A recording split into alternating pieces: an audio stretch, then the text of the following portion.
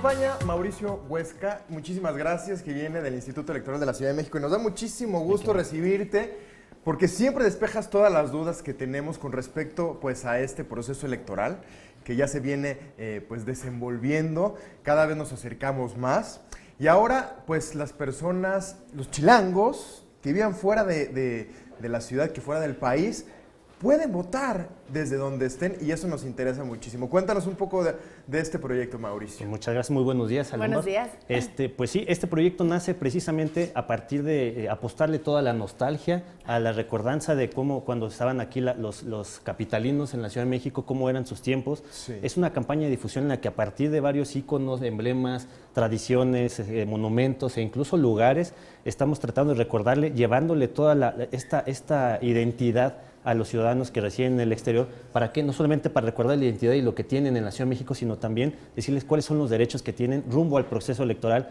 que se llevará a cabo el 1 de julio, la elección de jefe de gobierno.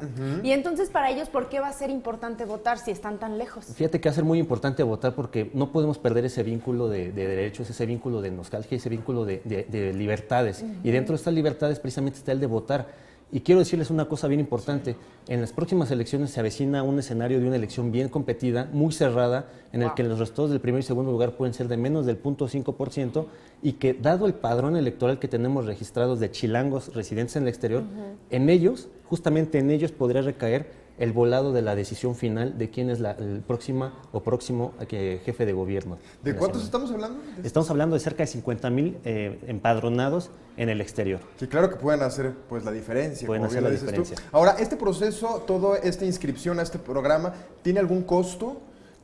¿Los chilangos que vivan fuera tienen que pagar algo? Pues fíjate que por esta ocasión, bueno, a diferencia de la modalidad anterior, no tienen que gastar nada, todo el trámite es gratis, tienen que sacar la credencial ante el consulado mexicano que se encuentren con 3 documentos básicos: acta de nacimiento, comprobante de domicilio y una identificación oficial. Si no tienen acta de nacimiento y la tienen aquí en México, pueden tramitarla incluso en el consulado, y con estos 3 documentos les mandan la credencial para votar y la inscriben en el portal de Voto Chilango. Y les llega su paquete electoral y ya con el porte pagado para que regresen con su boleta marcada y sin ningún problema. Wow, eso está increíble. Pero entonces, ¿de cualquier parte del mundo que esté un mexicano puede votar? De cualquier parte del mundo, nada más tienen que hacer sus cuentas. Los mexicanos que viven, por ejemplo, en Japón, cuando manden sus votos, tienen que tener 15 días más o menos, que es lo que nos tarda en llegar el paquete electoral. Y cuando viven en Estados Unidos, que es donde tenemos el grueso de la comunidad mexicana o chilanga, dura más o menos entre 4 y 5 días. Ok. Ahora, una persona que desee pues inscribirse a este programa, ¿cuánto tiempo le lleva a cabo todo este trámite hasta que ya recibe todo este paquete, hasta que ya esté listo para la elección? Pues mira, ahorita tenemos una fecha límite fatal, que por eso es la campaña de difusión ahorita ya más intensa, que es al 31 de marzo de este año, en el cual tienen que solicitar su credencial para votar e inscribirla en el listado nominal electoral, es decir, meterse al portal de Voto Chilango si es que ya tienen una credencial en el extranjero. Si no la tienen, tramitarla en el consulado, pero en ambos casos al 31 de marzo.